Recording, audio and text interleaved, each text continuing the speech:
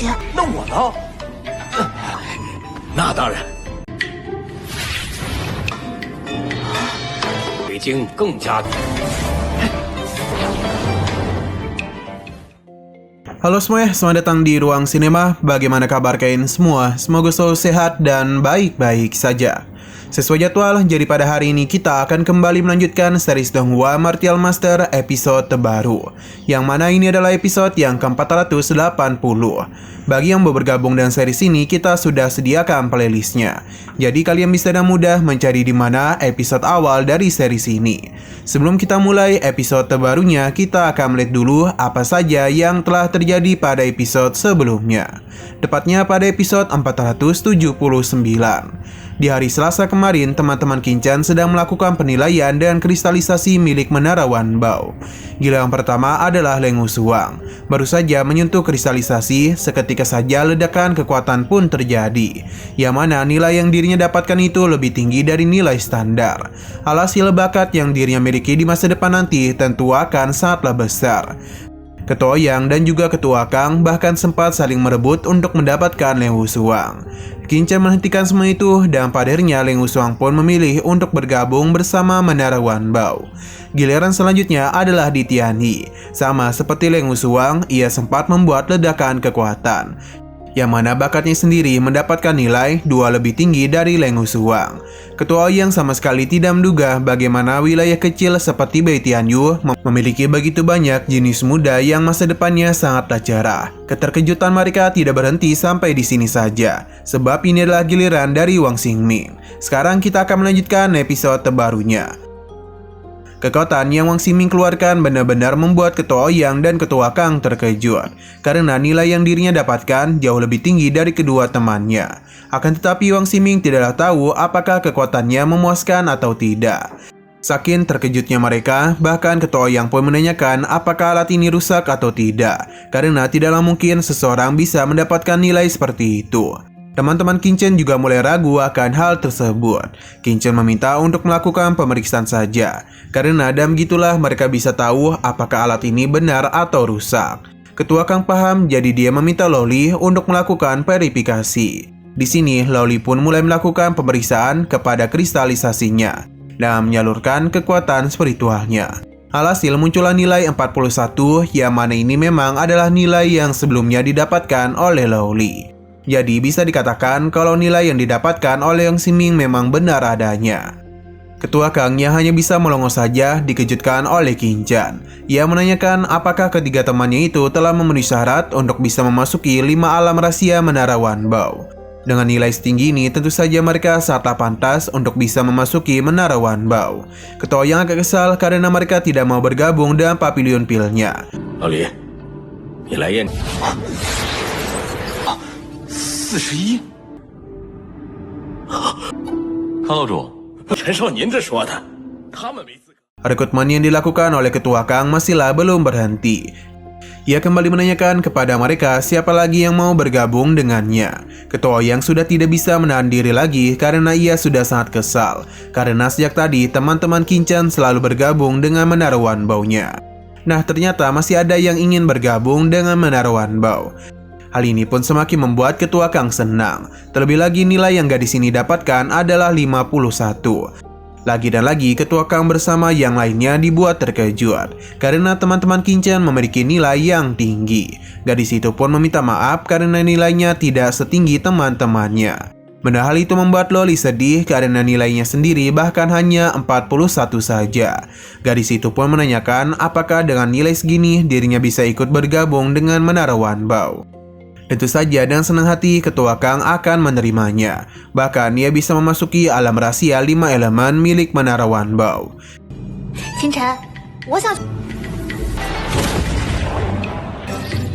对不起。那我呢？那当然。 Ketua Kang semakin bersemangat untuk mengajak teman-teman Kinchan bergabung bersamanya. Alhasil Ketua Yang pun menjadi begitu murka karena Ketua Kang sudah keterlaluan. Takut akan dihukum, Ketua Kang pun akan menghentikan rekrutmennya. Jadi kini adalah giliran Ketua Yang untuk mengajak mereka bergabung dengan Papilion Pill-nya. Tapi sebelum itu ia harus menanyakan dulu apakah mereka bersedia atau tidak. Untung saja Ling San dan kedua rekannya bersedia untuk masuk ke Pavilion Pil. Dan begini Ketua Yang hanya perlu melakukan ujian bakat dengan kristal langit dan bumi.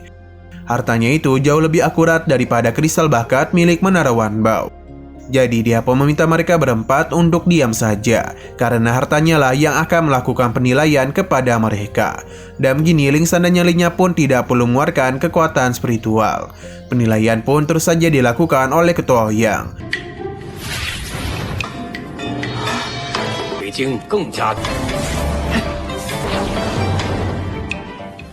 Hingga pada akhirnya keempat teman Qin Chen pun sudah berhasil melakukan penilaian, yang mana nilai mereka rata-rata semuanya berada di atas 60.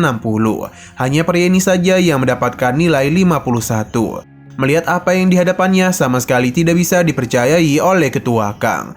Bahkan Zhao Ling San saja mendapatkan nilai 69. Dan nilai setinggi ini maka bakat yang mereka miliki sudah layak disebut sebagai monster.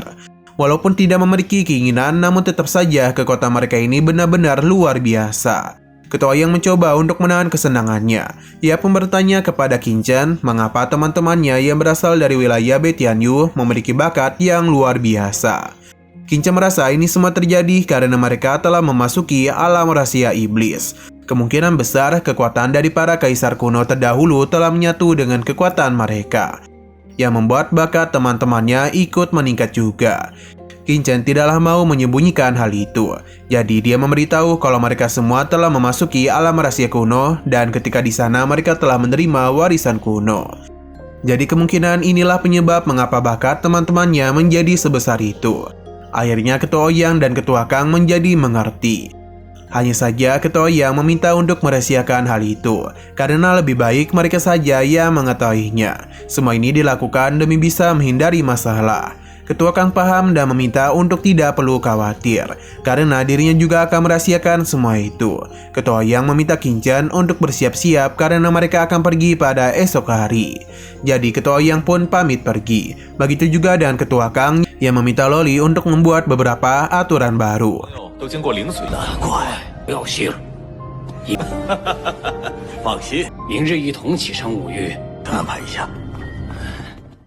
Di sini Qin Chen meminta teman-temannya untuk ikut pergi bersamanya, karena pada besok hari itu dirinya akan melakukan perjalanan bersama Ketua Yang untuk bisa pergi ke alam Yu kuno. Sedangkan teman-teman itu akan pergi ke Menara Wanbao dan juga Pavilion Pil. Qin Chen hanya meminta mereka untuk selalu berhati-hati, karena kekuatan di domain Wu sangatlah rumit dan tidak bisa dianggap remeh.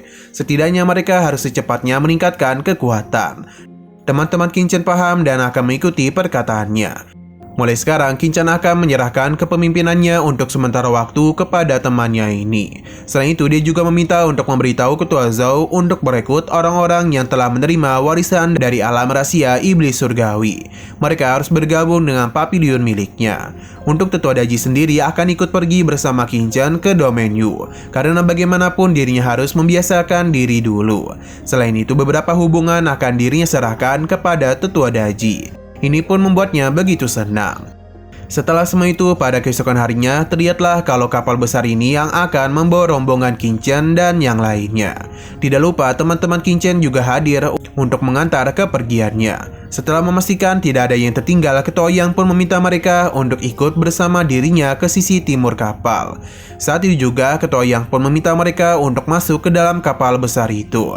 Sesaat kemudian, kapal pun mulai pergi dengan kecepatan cahaya.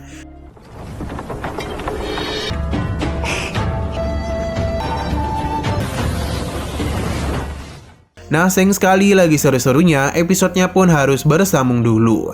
Namun sebelum kita akhiri, seperti biasa kita akan melihat preview bagian selanjutnya. Terlihat kalau kini perpisahan sedang dilakukan oleh Qin Chen bersama teman-temannya. Zhao Ling San dan Ji Yusuan adalah yang paling sedih karena mereka baru saja bertemu, namun Qin Chen kembali pergi meninggalkan mereka. Di sini Qin Chen menenangkan kedua gadisnya, karena ia harus pergi untuk meningkatkan kekuatannya. Ia pun berpamitan kepada teman-temannya dan berharap mereka bisa segera bertemu kembali. Setelah semua itu, barulah Qin Chen pergi meninggalkan tempat ini bersama dengan kedua rekannya. Zhao Ling San dan Ji Yusuan hanya bisa meratapi kepergian Qin Chen tanpa bisa menahannya. Oke, sekian dulu pada video kali ini. Untuk video selanjutnya akan segera hadir. Jadi bagi kalian yang ingin mengikuti series ini, langsung saja klik subscribe dan aktifkan loncengnya. Terima kasih yang sudah menonton video sampai habis. Jika kalian suka pada video ini, klik like dan share ke teman-teman kalian tentang channel ini. Dan ditunggu aja kelanjutannya. Oke, sampai jumpa di video selanjutnya.